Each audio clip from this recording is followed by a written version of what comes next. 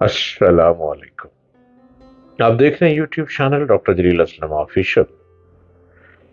Cambridge university کے سب سے کم عمر سائنسدان ڈاکٹر عبدالصمد بلوچ کی داستان، جن کو کراچی کے ایک اسکول پرنسپل نے کہا تھا بہتر یہ ہوگا کہ تم گاؤں جاؤ اور اپنے والد صاحب کے ساتھ زمینوں پر مدد کرو۔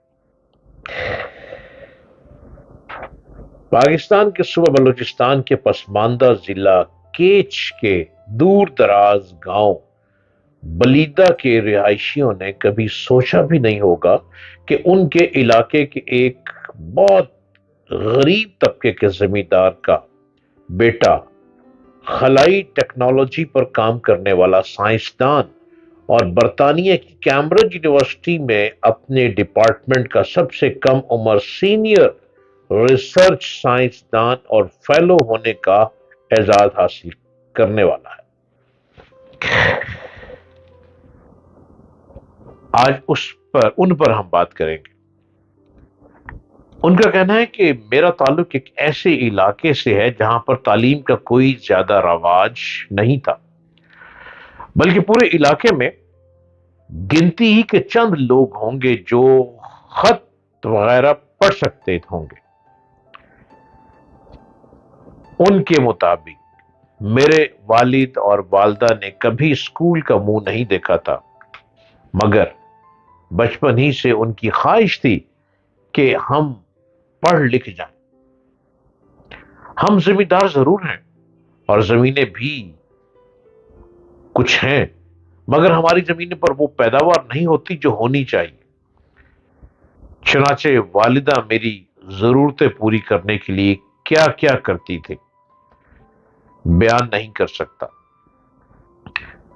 اس سے بڑھ کر یہ کہ والد صاحب کو اقبال کے کچھ شعر یاد تھے جو وہ مجھے اور میرے بھائیوں کو ہر وقت سنایا کرتے تھے، جس سے ہمت بندھ جاتی تھی۔ پڑھائی میں میری دلچسپی کو دیکھتے ہوئے والد صاحب ہمیں ساتھ لے کر کراچی کے علاقے لیاری پہنچ گئے۔ اب یہ سائنس ٹیسٹ جو ہے وہ اپنی باتیں بتا رہے ہیں۔ ان سائنسدان کے مطابق جب میں پہلی مرتبہ کراچی گیا تو یقین کریں کہ مجھے ایسے لگا کہ یہ کوئی اور ہی دنیا ہے۔ لوگ، گاڑیاں، ٹریفک اور روشنیاں دیکھ کر حیرت زدہ رہ گیا تھا۔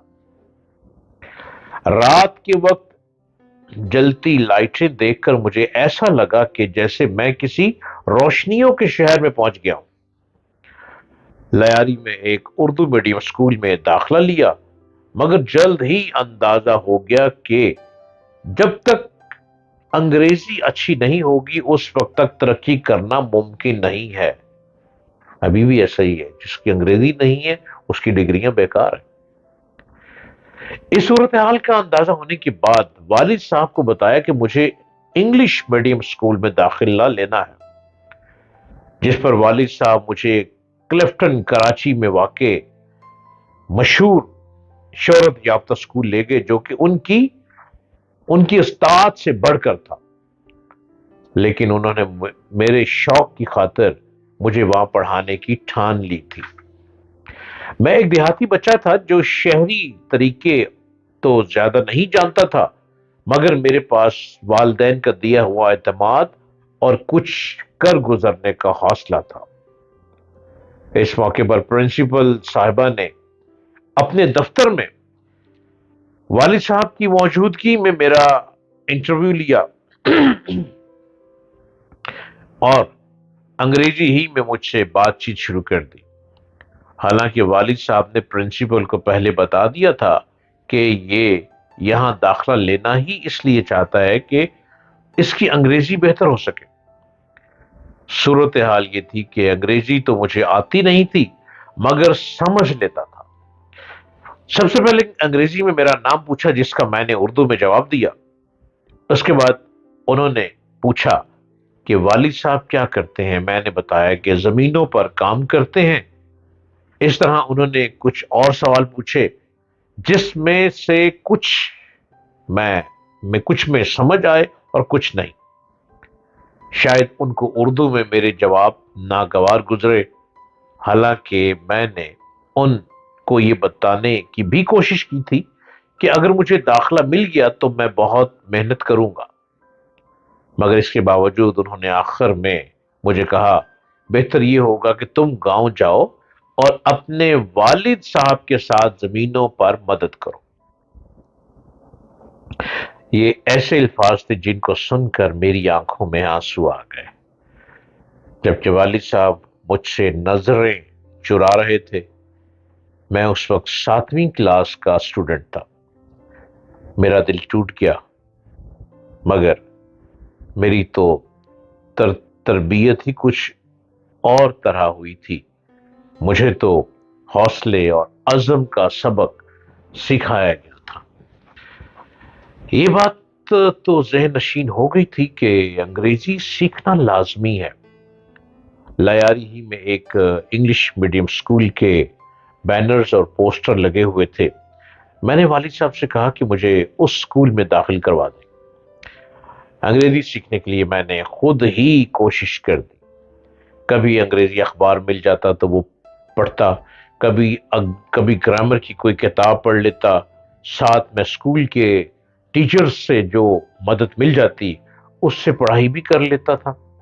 گو کہ یہ ایک چھوٹا اسکول تھا، لیکن کچھ ٹیچرز انتہائی محنت سے پڑھا رہے تھے۔ جب میٹرک کے امتحان تھے تو لوگوں نے مجھے بھی نقل کرنے کے لیے کہا، مگر میں نے انکار کر دیا کہ مجھے اپنی محنت کا پھل چاہیے اور محنت کا پھل ضائع نہیں ہوتا۔ یہی میری والدہ کی بھی مجھ کو نصیحت تھی، اور ہوا بھی یہی۔ میٹرک کا جب نتیجہ آیا تو میرا A1 گریڈ آیا تھا۔